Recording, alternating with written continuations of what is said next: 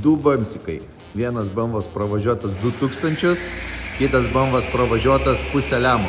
Šį kartą paliekam pasipasakot mūsų klientui, kokia jo patirtis mūsų detailingo studijai.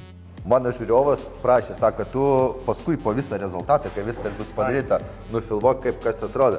Tai vat, kai tu savininkas, vat, tu paimk ir pakomentuok mano žiūrovai, kaip tau pačiam viskas čia. Nekomentuos, nes ne taip pakomentuos, į gerą pusę. Negaliu, nes...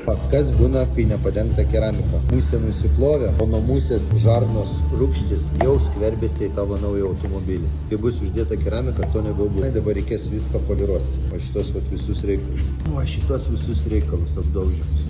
Turime grįžimų, kur jau nubraukė rūmai. Susipažinti.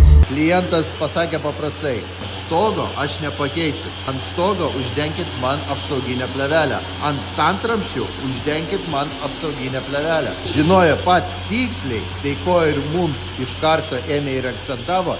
Man reikia, sako, po rankinėlėm dengti plevelę.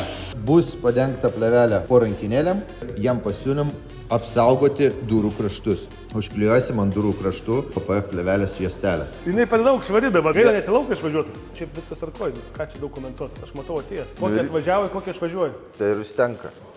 Nu, ne, įvaizdis geras. Liuks, galiu pagirti. Turit pastovų klientą.